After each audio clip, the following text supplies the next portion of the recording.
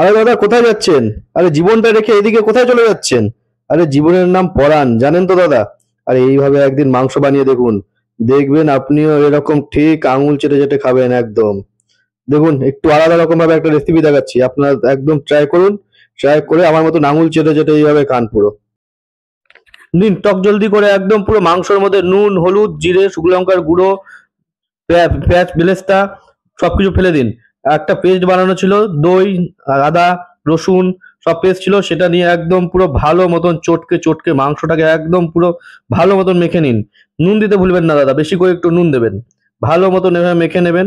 মেখে নিয়ে তারপরে ঠিক মেখে একদম চটকে চাটকে একদম ভালো মতন করে একদম ভালোভাবে ঢেকে রেখে নিন। দাদা এরকম একটা ফাঁকা কড়াই নিন। এবার কড়াই নিয়ে সরসর সরসর করে তেল ঢেলে দিন। এবার ঠিক যখনই দেখবেন তেলটা গরম হয়ে গেছে, ঢেলে দেবেন একটু মাংস। মাংস সেই ব্লেস্ট করা ছিল সেই মাংসটা ঢেলে দিন। ঢেলে দিয়ে ঠিক এইভাবে নিয়ে মাংসটাকে উল্টে পাল্টে দিন। পাল্টে দিয়ে দিয়ে মাংসটাকে ঠিক এইভাবে কষাতে লাগুন।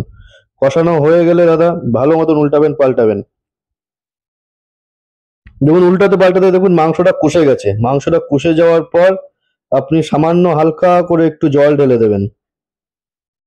আরে দাদা রোজ রোজ একই রকম মাংস খেতে কি ভালো লাগে? একটু আলাদা রকম টেস্ট টেস্ট করে দেখুন, দেখুন ভালো লাগবে। খাবার ডাইনিং টেবিলে একদম পুরো জমে যাবে, ডাইনিং টেবিলের খেলা একদম জমে যাবে পুরো।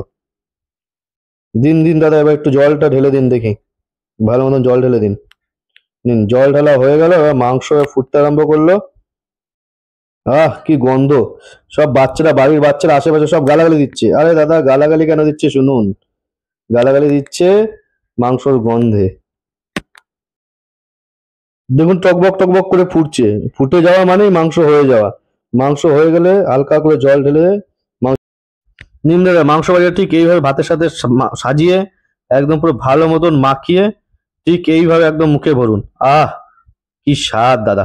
দেখুন আঙুল চাটুন, খান আর আঙুল চাটুন। ওহ কি স্বাদ দাদা খেতে মাংস।